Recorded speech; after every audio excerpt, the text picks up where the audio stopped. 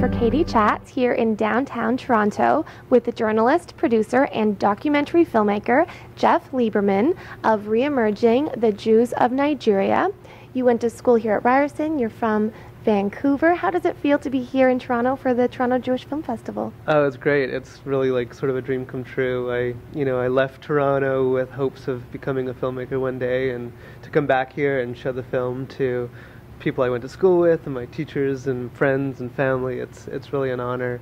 And the Toronto Jewish Film Festival has taken really great care of me and promoted the film, and it's a really nice feeling to be able to share the story.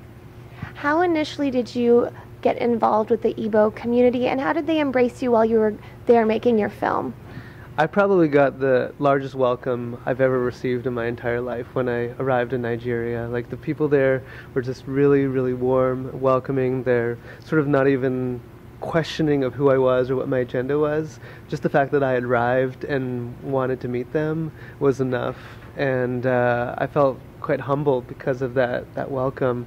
So that was terrific. I found out about them through the rabbi that I traveled to Nigeria with, Rabbi Howard Gorin, who had come to LA where I was living and presented a lecture at a synagogue that I sometimes went to.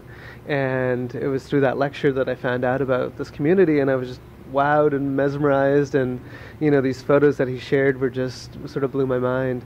And I thought, if I could go there and have the same experience and maybe contribute something like making a film, it would be like such an honor and such an interesting journey and adventure for me. From the photos that your rabbi showed you to when you actually went and visited, was it what you expected it to be? I sort of didn't know what to expect. I sort of had different visions in my head, but when I got there, it was so different, and even traveling throughout the country, it differed from place to place. So I got to certain places and I was like, wow, these amazing palm tree forests, I've never seen that before.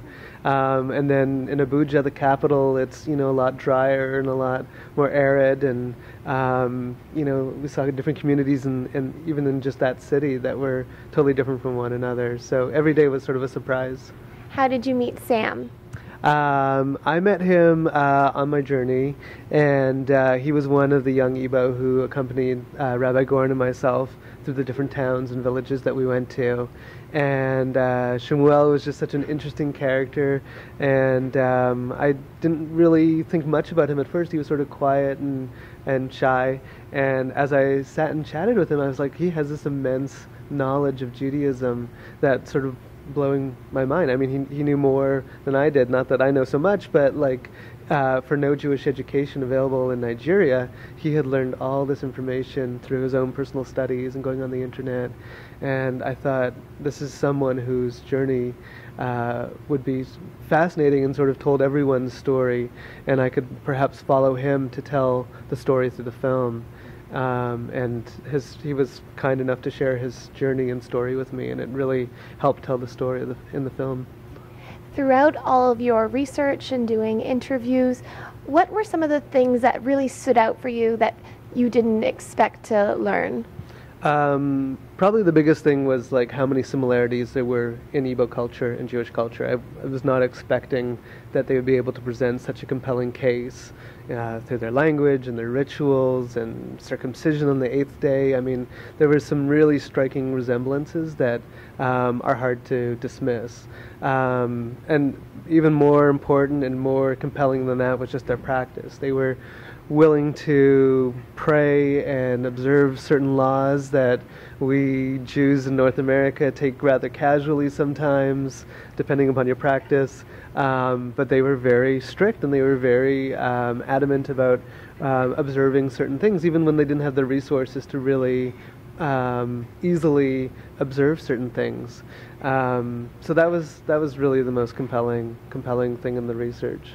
And the film has been shown all over the place, Boston, Vancouver, here, and more. How have different audiences been responding to the film? Mostly everyone's been really, really supportive and positive, and I wanted to make a happy film and an inspiring film, and I think people are walking away with that. this story has sort of reshaped people's own sort of personal beliefs about their observance or their beliefs, or this question of who is a Jew, and does it come from your birthright or does it come from a feeling inside you, as Shmuel says, like in your soul. So it's been really heartwarming to share it with people and have them respond so nicely. Yeah. And the film is also opening in New York and Los Angeles. You had a travel blog while you were on your journey. Where can we find out more information online? Sure. I have a website. It's reemergingfilm.com, and reemerging has a hyphen in it. And on that site you can see the trailer, you can view photos, you can read my blog, you can purchase the DVD. If you want to bring the film to your community, to your church, to your synagogue, to your school, there's information on how to do that. There's ways to contact me. I'm trying to travel to as many places as I can to share this story, so I'm happy to hear from people and come answer questions and talk about the issue. So, yeah. And what types of projects do you hope to work on in the future? I'm currently working on a new documentary film on Nina Simone, the singer and civil rights activist who inspired a lot of people through her music and has a really interesting backstory that a lot of people do not know, that I was fortunate enough to find out. And I visited her hometown just a few months ago, and that film is in development, and I think it's going to be rather big and rather interesting. So yeah, I'm excited about that. Thank you so much, Jeff. Congratulations, and best of luck with your upcoming project as well. Thank you, Katie. I really appreciate it. I'm Katie Uhlmann reporting for Katie Chats here in downtown Toronto.